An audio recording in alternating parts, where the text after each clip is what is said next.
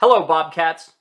First and foremost, I want to start by congratulating you on taking that first step, that initiative to start a career, an educational career, here at Central Oregon Community College.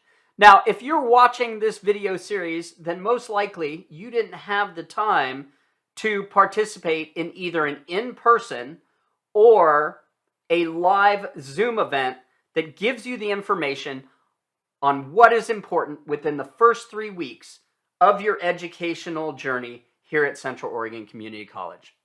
My name is Eric Magidson from the Computer Information Systems Department.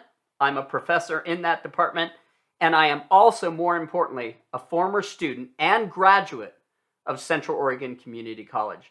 During this presentation, I'm going to be able to provide you with the information you need to succeed in your first 3 weeks, as well as lend my own experience as to what works and as what doesn't work, both from helping students as well as being a student myself.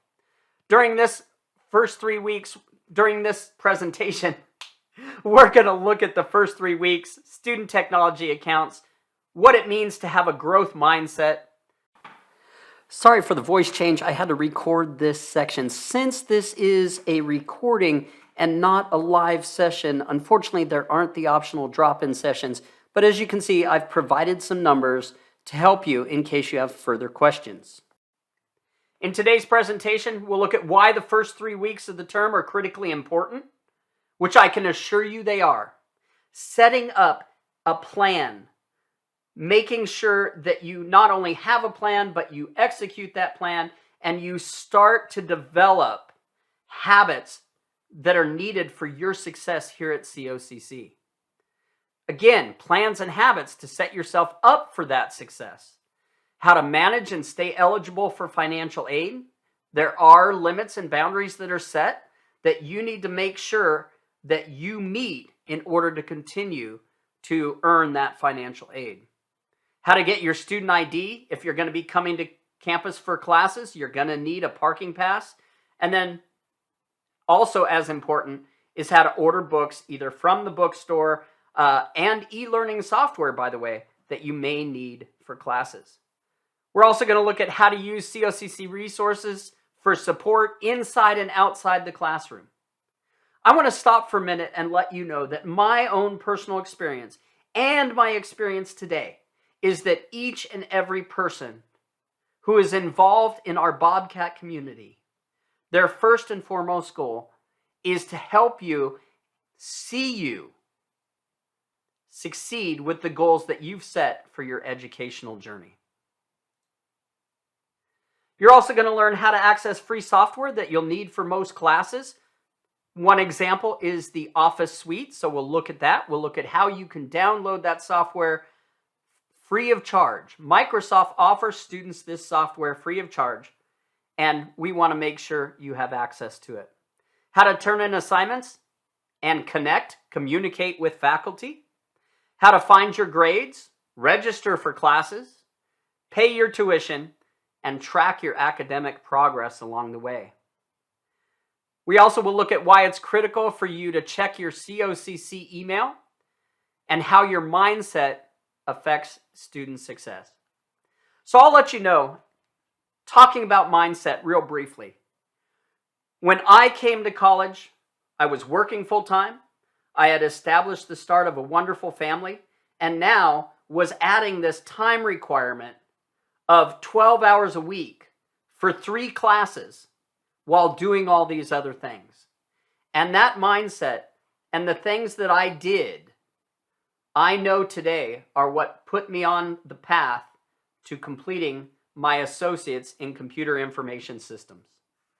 So when we talk about mindset, I want to challenge you to start listening to your mind to hear if it's saying, I can't. And we'll look at how important it is for you to change that I can't, not only to I can, but more importantly, to I will. So your first 3 weeks, what does that look like, your first 3 weeks? Well, it is the most critical time of the term.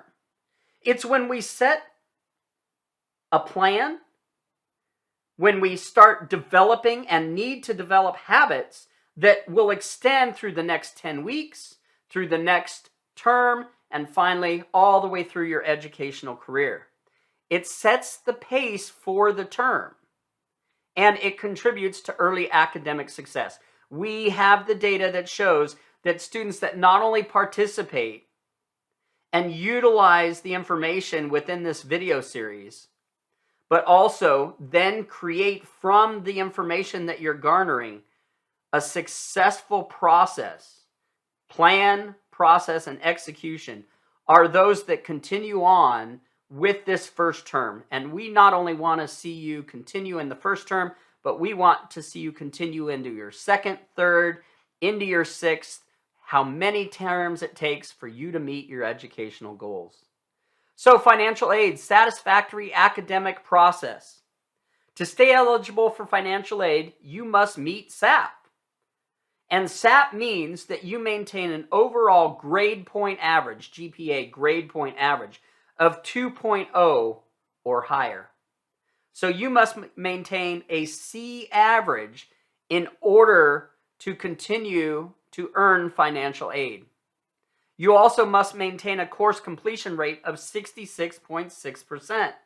Now, this is easy to calculate in the first term, in that in your first term, if you're taking 3 classes, you must complete 2 of the 3 classes to remain eligible for financial aid. Now, let's be clear. The next term then adds another 3 classes, and we're looking at the overall percentage of completion. So not just each term, but overall as you continue on to your next term, and finally, to your ultimate goal of graduation. Financial aid maximum credits. So to be clear, ineligibility is limited to 150% of program credit length, meaning that if you have a program that is 100 credits, okay, you can only use 150% of that to complete your program.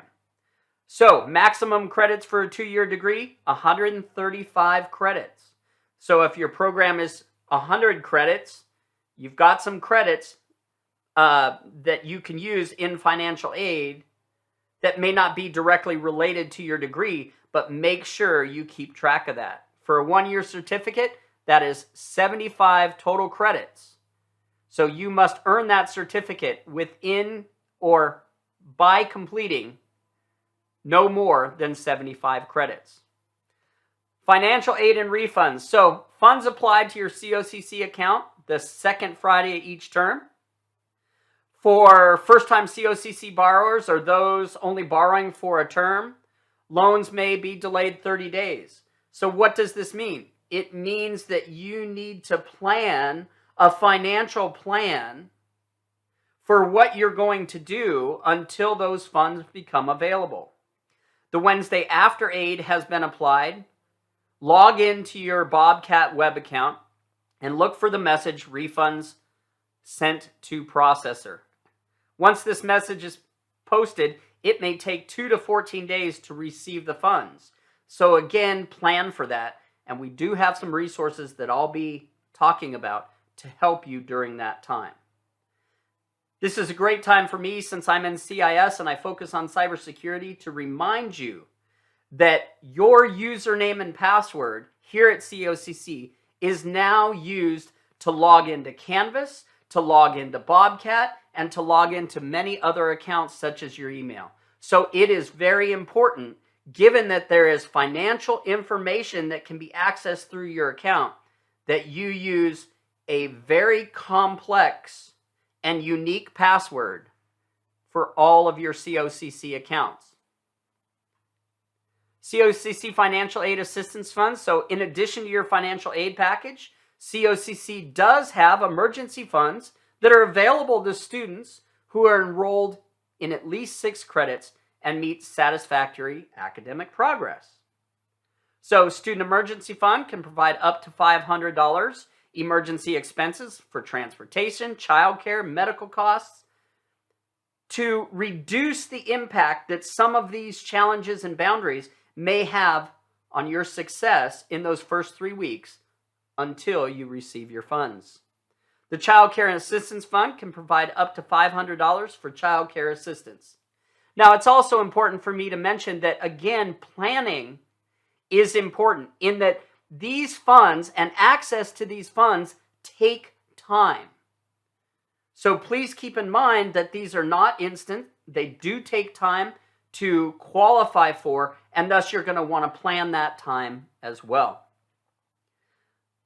COCC partners with Thrive Central Oregon to provide support for students who need housing, food options, health and wellness, financial support, transportation, and even employment. And again, you are going to find the staff at COCC very helpful in guiding you along this path for the needs that you need outside of the classroom to help you succeed.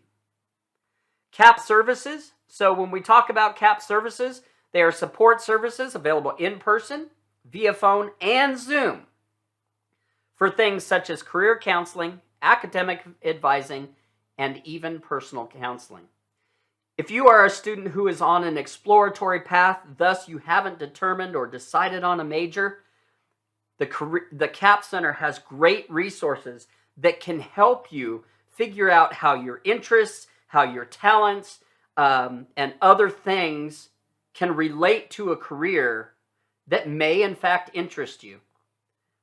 Again, there's academic advising, and folks, there is personal counseling available to students to help you with those challenges outside of the classroom or maybe inside of the classroom that keep you from meeting your goals. So I think this is a great place to stop with the first part of this presentation. In the next part, we'll look at some of the things that you need in those first 3 weeks, your IDs, parking permits, etc., as well as start to venture into that idea of creating a plan of success for your first 3 weeks. I hope to see you in the next video, and have a great day.